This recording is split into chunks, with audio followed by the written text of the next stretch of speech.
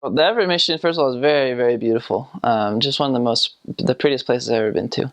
And when I served there, it was from North Seattle to Canada on the western half. So on the west you had the ocean, and on the east you had like a mountain range where like no one lived anyways.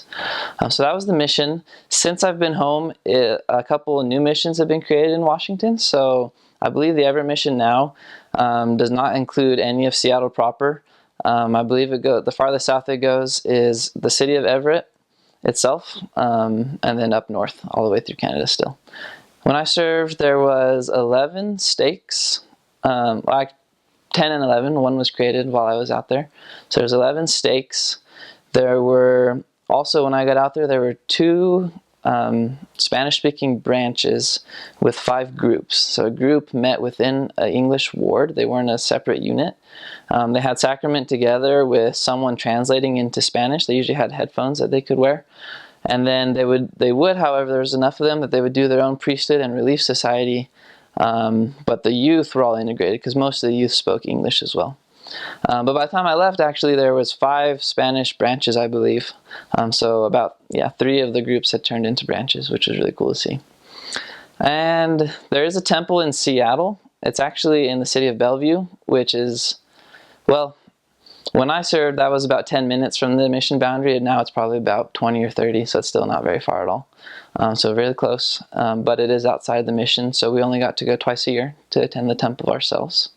The church is strong in Washington, stronger than I thought it would be. The amount of members to the overall population is pretty high. Obviously the members are a minority still, but the church is strong, and it's been growing relatively fast since it was there. I know there's Scott's wife, who he talks about a lot in conference, served there.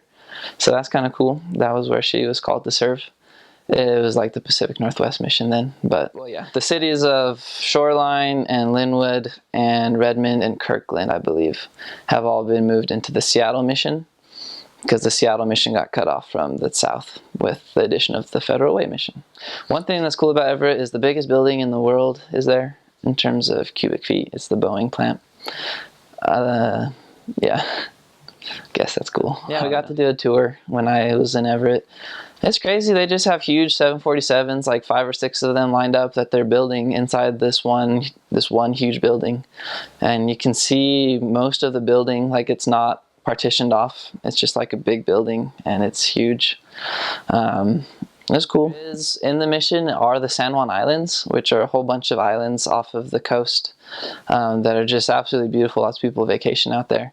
And there is a branch that meets out there. When I was there, it was on and off whether or not missionaries were actually serving, because there's a huge, it's like a logistical nightmare, because you have to get around by ferry. You can't, like, on a given island, you might have 2 or 3 members, and then to get to the next island might take 5 hours out of your day or more. But there is a branch out there, so that's kind of a cool part of the mission. There's lots of lighthouses along the bay.